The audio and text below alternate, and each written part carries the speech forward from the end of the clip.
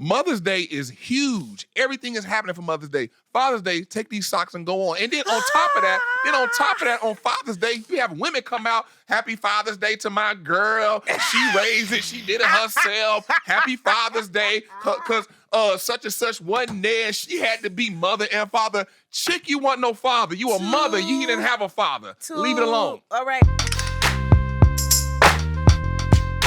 What's up, Freddie? Yo. You already starting wrong. Today, we're going to be talking about the return of Keke and SZA to the big screen. I'm excited about that. And some real HBCU sports stuff. I mean, Yeah, that's going to be super dope. And then also, it's June, Men's Mental Health Month, so we have a necessary convo. Quick chatty chat about that as well. Yeah, we're prioritizing you guys. I love that. I appreciate that. But to be clear, I'm your host, Dawn Montgomery. And I'm your main man, Freddy BTV. So, Freddie, did you know that it is pretty rare to see two black women lead a buddy comedy that actually gets a sequel? All right, man, it's rare to see two black women just lead a movie. I'm not doing this with you. But one of them days was a hit. I loved it. My timeline loved it. There was some pushback, but I think the pushback was very minimal. So I was okay with that to kind of see. Also, just in general, I think it's okay to critique things from a lens of what you may want to see or want to improve. But now we know that Keke Palmer and SZA will be returning for part 2. Now, I don't know if it's like a continuation because, honestly, I hope that her boyfriend, SZA's boyfriend in the show, is that Joshua Neal. Yeah, I hope that he is not back in this. Like, X him. Do not have him because he still owes y'all money. He's definitely going to pop back up. But what do you think that this means for black women in the comedy and film industries? I mean, I think it's a good thing, but the thing is, here's the reason why I would pontificate on why it's difficult sometimes. Pontificate. You like that? Yeah, pontificate. Like that? Yeah. This is why I would say that, because the thing is that when you talk about a black woman and black women's stories, like, you have to have black women writing. You can't have a black man, you can't have a white, you can't have none of that. Because the thing is black women, like, it's so many nuances. Because culture, a lot of black culture is born out of black women doing things. Listen, period. Especially LGBTQ culture. Especially LGBT is born out of what black women do. Right. So y'all got so many different nuances, and to hit those nuances, you got to have black women all up through there. And so, but then you got to promote them. They got to find ways to get up through there to write these stories that are so authentic. And then you talk about with this movie and Issa Rae. I love me some Issa Rae. Listen, you know me. Issa Rae is a Capricorn goddess. Okay, yes. Shouts out to the Capricorns. But I think it's amazing to kind of like talk about how Issa Rae has been able to dip her hands in different things and how she's been successful in all the things. And for this to get a sequel just speaks to that success and all of that. So, but I think it's important to kind of like highlight one of them days earned over $50 million and held a top 10 spot on Netflix. On a $14 million budget. Listen, for 3 straight weeks. Like, bro, come on. And it scored a 94% approval rating on Rotten Tomatoes, which is huge because that's pretty hard to do. And I just feel like their chemistry, Keke and SZA's chemistry, was just fresh. Like, it was different. Like, a lot of us have been saying for a long time that we wanted to see what a female version of Friday would look like. And I think they did that. Like, I feel like they did that. That was pretty accurate. Now, I don't know if I'm going to go get a loan from nowhere, but, everything else. And then I don't know if I'm running away from, somebody that's going to whoop my tail. But, that's yeah. That's that. I mean, it's giving a female Friday. Yeah, I mean, it's kind of, I don't want to put them up against Friday. I don't want to female Friday. I want it to be like their own, because Friday is a monster. I mean, I think it's okay. I think it's okay to do that in a sense of like, it's not the template or it's not for comparison. It's just more so like, I wanted a woman version of this. I want, because a lot of things are male-centered. A woman buddy comedy. Yeah, a lot of things are male-centered. And I just think it's just time that we get our shine because we funny as hell. Yeah. And the thing is, if you can tap into the black woman zeitgeist, like, black women are fiercely loyal. Fiercely. Yes. Like, if black women mess with you, they gonna rock with you. Look at Tyler Perry. Yes. Tyler Perry can put out whatever he wants. Okay, yeah, no. Not right now. What? Not right Am now. I right? Not right now. Not right now. And what's also crazy? We talk about SZA and Keke. They getting big, but we got the the godfather, the patriarch of black actors, Denzel. He's supposed to be in that Black Panther 3. Listen, I am elated because even when I saw the text message from you, I didn't even know that he is confirmed to be in Black Panther 3. Like, that's huge. Yeah, 'cause, you know, sometimes stuff be coming is out. he gonna be somebody's granddaddy or something like that? Well, or is he gonna be a villain? Yeah, so it's like what the rumblings are? He's gonna be a villain called Achibe, I think. It's like Achibe. Yeah, it's like a lesser known. Because the thing is Achibe. This must start shaking him. Denzel. Hello to your wife, though. Yeah. I mean, because the thing is, Denzel, he about to be 70, and so you talk about MCU and the development, because the movie still gotta, like, it's like a whole like lead time of development, then shooting, and then so he can't, like some people said he might be Magneto. It's like he's not gonna be Magneto because if he's Magneto, then he would have to commit to multiple movies. Okay, so here's my thing, right? And I know we're giving shouts out to Ryan Coogler and Denzel right now, but like, Marvel, y'all need to holler at me because I can't keep up with the storylines. Is this really a part of the comic or is this an extension of the comic? Because who is Magneto? Who's that? How do you spell that? X-Men. Okay. X-Men. He's one of the big. He's one of the super villains. villains. And why would that be in Black Panther? Because it's like so the storyline when you get really extended with across X-Men and Fantastic Four. And then the Avengers. I still don't even know who's in the Fantastic Four and why they exist. Oh, God, Lord. The nerds are going to eat you up in the comments. Oh, my God. But I am... Look, that's, you know what? That's one thing I love about this podcast is that every group going to eat us up. Like, one group going to eat you up, another group going to eat us up. We going to take our turns. And you know what? It's fine. But no, come and get us. But no, but in this context, because I'm genuinely thinking about Denzel's role. Like, he technically probably has to become a villain. He probably has to do that. He's definitely probably going to be But is it in like relation to Killmonger or is it in relation to just this random ass villain that just comes out of the damn sky or something? No, like, it's not gonna be a random villain because the thing is like you got comic books. So like a lot of these movies are based on like comic books. There's where so are many these comic books? Because y'all keep saying it's in there. Can I go in the store and go find these? Yeah. What store? All the comic book stores. Okay. Like they got a bunch of comic book stores. All right, and Atlanta, stores. y'all finna see me in these streets because I need to do some research because I genuinely, like, I get confused because I'm like, well, who is this? They introducing somebody else. What is that? Marvel is really getting on my nerves because it's hard for me to keep up. I'm trying. I mean, you know, a lot of times it's like as you watch the movie, you know, and like they have a great way of storytelling to like to bring everybody in, even if you don't follow, or even if you haven't seen in any of the previous sequels, you can hop in on Black Panther 3 and still get brought up to speed on what's happened. They have like a couple of little droplets on what happened 1 and 2, but they'll add the like callbacks or whatever. But but like the thing is, Denzel, he's basically just doing he's just checking off stuff he's always wanted to do. Yeah, like I love that for him. In Gladiator, he was a villain. Yeah, he was a villain in that one. I like you don't that. know he don't do villain. That's not what he was doing. Shit, me. Training Day?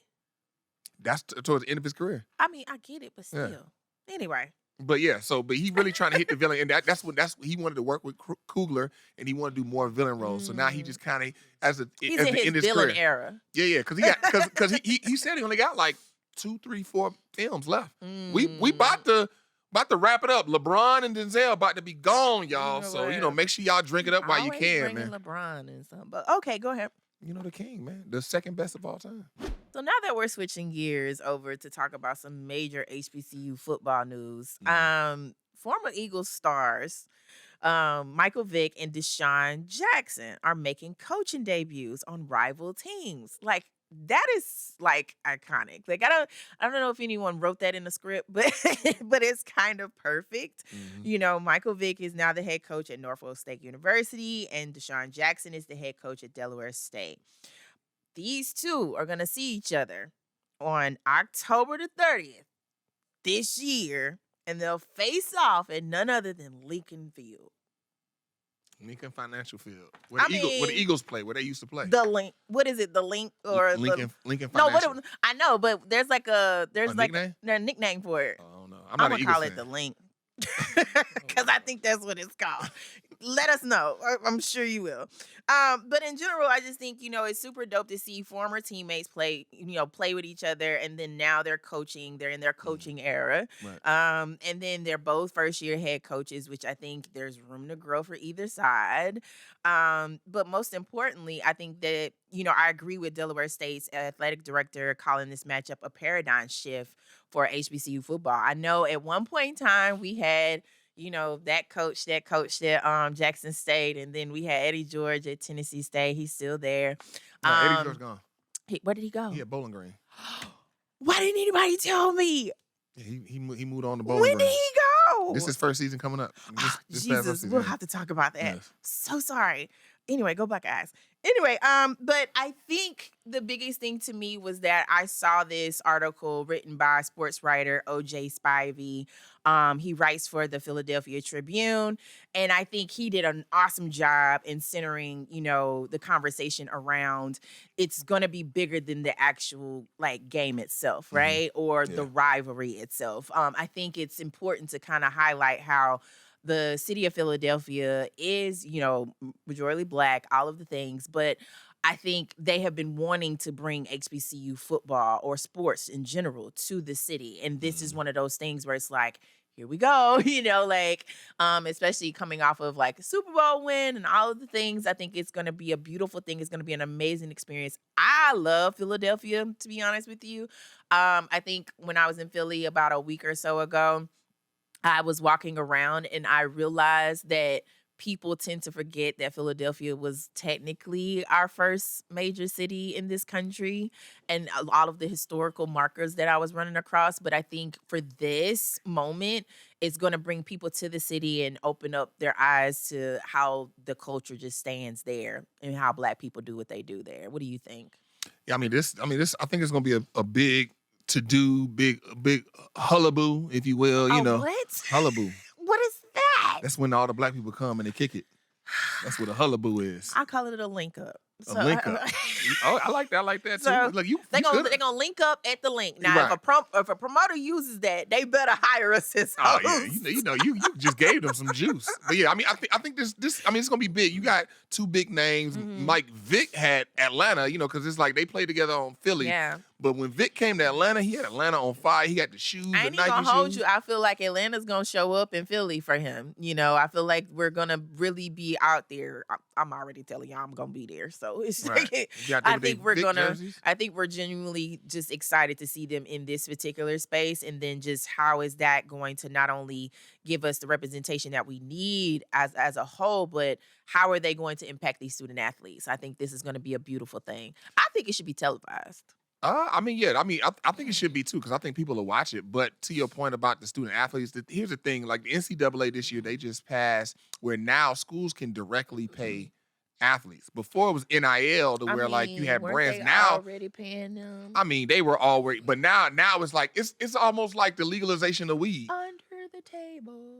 Yeah, but when it's over the table now you can really go crazy with it. It's like legalization of weed. Like here in New York, you could smoke weed. It was decriminalized. Or legalized sports betting too. So it's it's like you could do it, but it was like you had to tread lightly. But now when you can do it. So I think with that's going to change collegiate sports, especially with the HBCUs, for the worst.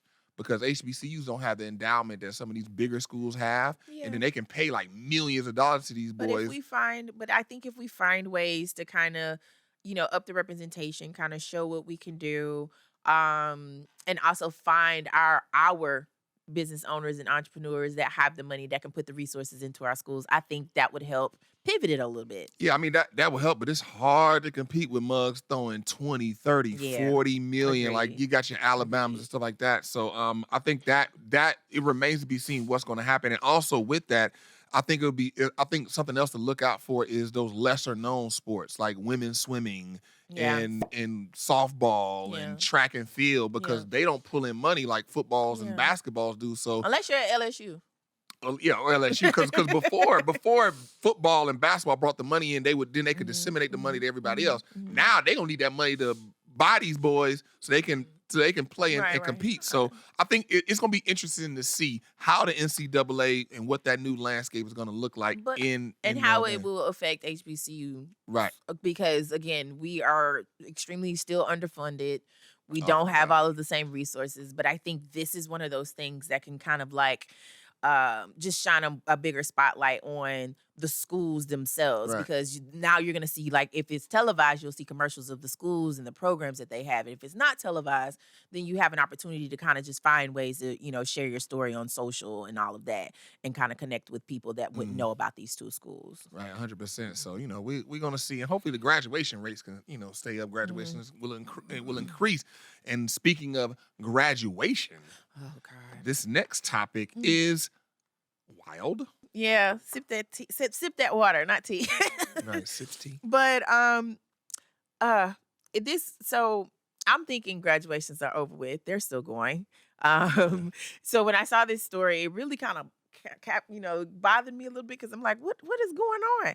But basically, this mom went viral after going live to explain why she skipped her own daughter's high school graduation, because her daughter invited her 31-year-old boyfriend that the mom says she's never met and doesn't trust.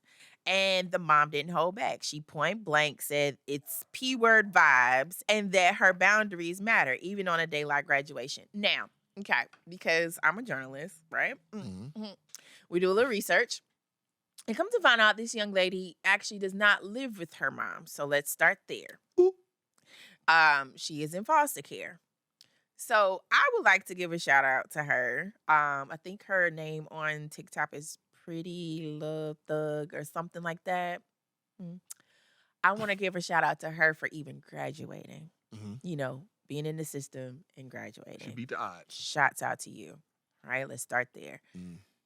Secondly, when you go to her page to look at how she's sharing her side, because there's always 2 to 3 sides of a story. Oh yeah, 3 sides. Must be. Anyway, but to me, she genuinely said that the mom had already met him. And I think it might have been the fact that she just invited him to the graduation that really bothered the mom. And in that light, I still think the mom should have showed up for her. Okay? I understand the age difference and all of that, but there's a lot of people literally saying, just how younger folks are dating older, right? And the age gap thing it's a trend now, Hell, to me, the mom still should have showed up. You still show up for your child. And even if she felt some type of way, isn't there ways to report that? Like, can't she? I mean, I don't mean to say call the police or nothing like that, but there's ways you can alert somebody or something. Like what were your thoughts when I shared that and said, hey, we need to talk about this? I mean, yeah, we were talking about this before the show, and you mentioned that she was in foster care and her mom wasn't there, and then when that piece of information come in, it's like, oh, the mom is making a big to do without nothing. I think, yeah, she definitely should have been there for your daughter. Like, your daughter been in foster care, she beat the odds, she graduated in high school, like, be there to support her. You know what I mean? Whether or not the guy was there, because the thing is this is why, I say this all the time, this is why, we're Pops. Like, Not she you looked at the camera and said, I said this all the time. Yeah, this is going to be a recurring thing. Like, where is Pops? And also what I'll say about age gap dating, I ain't going to say that's a trend, because I remember in high school, girls be getting picked up by... It's like, a trend on social. Let me say that. Because I remember in high school, when I moved to Nashville, I went to Maplewood High School, shout out in Nashville, Tennessee. Dudes be driving up in Cutlasses and box Chevys and banging stereos. This sounds like a T.I. video. Right, yeah. Rolling on 24s. They rims match their age. They 24, 25, 26, picking up 17-year-old girls. And then I remember a girl I was talking to. I took her to prom, too, but she's supposed to be my girlfriend. She got picked up by a dope boy. And you still talk about that to this day? Anyway, so... I was hurt! She hurt me! Okay, and you see how he's crashing out right now. Supposedly, that is why her mom kicked her out. Because at 16, she was just crashing out a lot. And I feel like the way that people are standing behind the word crash out. Yeah, so I think they had got into a couple of like fights and things like that. And I feel like this is deeper than just having the other parent there, honestly. Because you as an adult have to be an adult. Okay. You have to say, okay, I see that you are acting out. We need to create some boundaries and some rules here, and I need to stand firm in them. You don't have to match someone's energy. And yes, No, you're right. me and my 13-year-old, he be wanting me, he be like, say something, do something. And I be like, ooh, do you want me to do that? But to me, you have to like literally calm yourself down, and you have to really show them how to like regulate your emotions, because why are you calling your daughter a crash out and going back and forth and saying all of these things while at the same time, there was someone that also tweeted, it's giving that pretty little thug only mad because her mom revealed the boy's age. That's not a boy, that's a man. Let's start there. That's number one. Number two, the age situation, that is still like, that's the top issue right there. And if anything, the mom should be still closer to her daughter because of this situation, right? Because this can go one or two ways. This can literally go one or two ways. It's either going to be a pregnancy, or it's either going to be some form of abuse, and or both, right? And so in my eyes, I'm like, I would rather be there for my child and try to show up for them as much as I Mhm. can, and just find ways to try to reconnect with her, because now she's an adult and Mhm. now she can choose not to even be bothered with you. And granted, they have created this whole persona, or this ability to go viral on social consistently, because I think Pretty Little Thug, I think she has over 1 million followers if I'm not Mm. mistaken. It matters what you're putting out there and what you're sharing, right? Mhm. Yeah. So I think that it's important that we address this, just because of the different layers and the dynamics in regards to like family, and then how we don't know these people for real. We Like, just in a group chat. to be clear, we Right, don't know right. these people. Yeah, I mean, what I like to say when we talk about family dynamics Mhm. is the dad sets the structure, the mother Mhm. nurtures the, Mhm. the structure. Like mother is there, she's like nurturing. Because it's hard for a man to nurture a kid, Mhm. and it's hard for a woman to set that structure. So in this case, especially we talk about a woman dating. I mean, it's hard. I ain't gonna say it's impossible, but it's hard. But Don, here you go. We superwoman. No, that's not. But go on. But because the thing is, especially in this case with her, this little girl dating a man, like she not gonna listen to her mother. She Yeah. need her father there to tell her from a man's point of view I what he's mean, doing. even if the Cause like father, men know I'm men gonna and tell you women know something. I'm women. gonna tell you something. Even if the father was there, she probably still gonna do what she gonna do. I mean, Cause it's possible, but I think no, it's less she was likely. still going to do what she was going to do. Because if you go back and you look at all the videos I looked at, she kind of made up her mind what she wants to do. But Yeah. and I'm just like, let's not lose focus of her meeting this moment by graduating, and you should have been there for your child. Yeah, 100%. Yeah, I mean, her mother definitely dropped the ball, not being there for her little girl. 'Cause now she Mm. gonna go into the world and But you and gonna be embarrass her and be online. wide open. But Right. we know family dynamics are not easy. Yeah. And speaking of emotional struggles, we need to talk about something that usually gets overlooked. A Because lot. we definitely Mhm. got unaliving rates increasing with our men, and June Mhm. being Mental Health Month. Let's touch on that a little bit. Yeah. I just think it's very hard for men to really be upfront about how they're feeling, right? But to me, just in general, if we talk about how a lot of black men are struggling with mental health and don't even know it, like prime example, I know I saw Woody McClain, actor. I'm gonna call him actor Woody McClain, Hmm. talking to Cam Newton, Yeah, he was on that Funky Friday. of Yeah. all people. Now, I'm one to be a big critic of Cam Newton, but Cam Newton did his big one in talking to Woody. And Woody was talking about how he's being portrayed as, like this bad guy character in his villain era, basically coming into acting, and how he wants to have opportunities to do other roles. And, a lot of people were commenting on how you come into the industry is how you can get typecasted, right? But in general, in that conversation, Woody is talking and you see him get emotional and he starts tearing up. And then you see him take a breath and he gets up and he walks off. Freddie, my heart dropped because I was like, oh my God.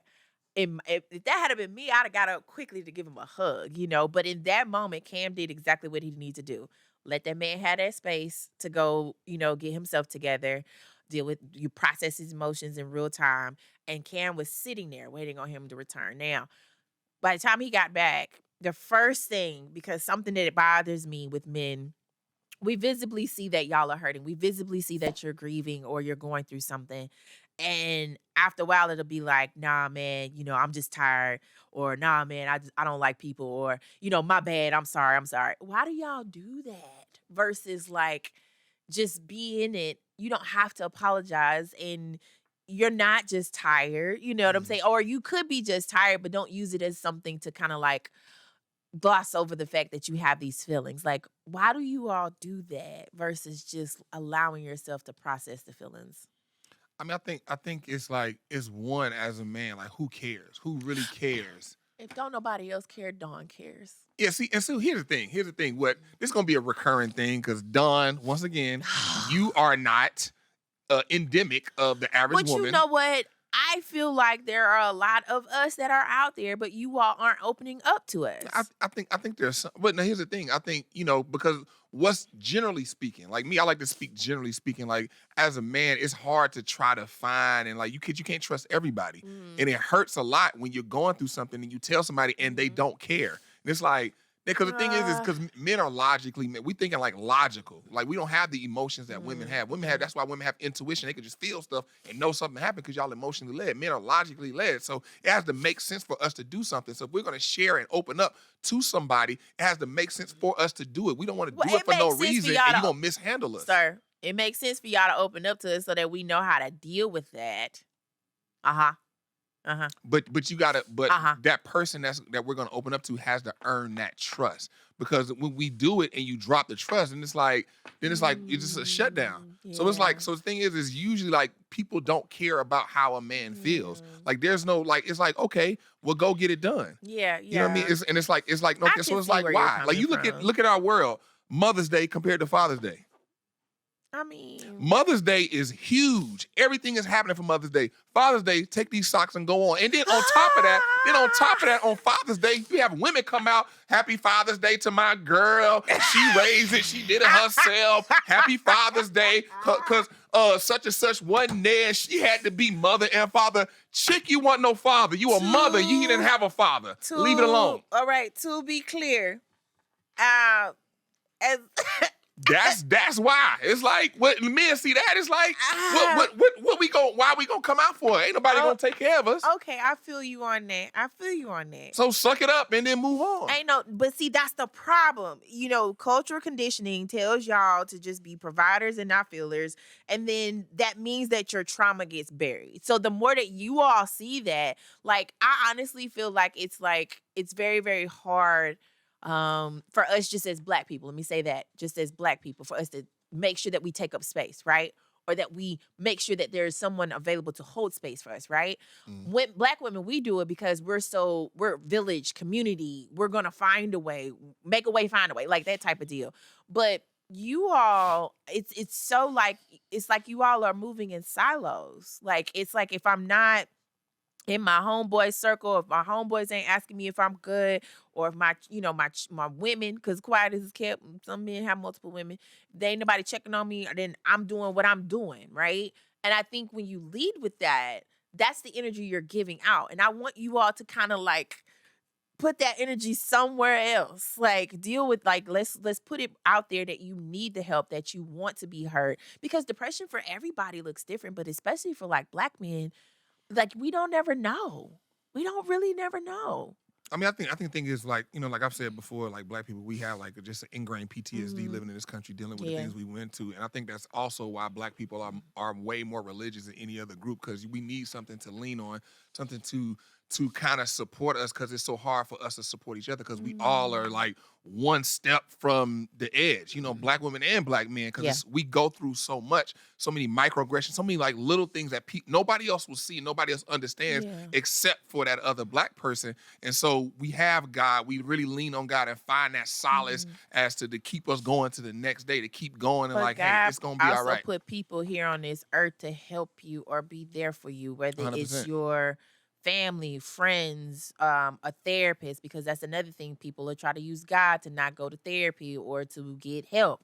No, God gave those people specific, certifications. He sends laborers across your path. Like, come on, to be clear, like talk to the people. So I love that we are consistently, pushing forth, like doing better as a narrative, like. everybody's responsible. So I think that's a beautiful I think what thing. you said, making space for each other. I think that's the key takeaway from this. Making space, like people out there, make sure that you're making space for your friends. Making, ladies, making space for your women. Like I said, it's June, Mental Health Month.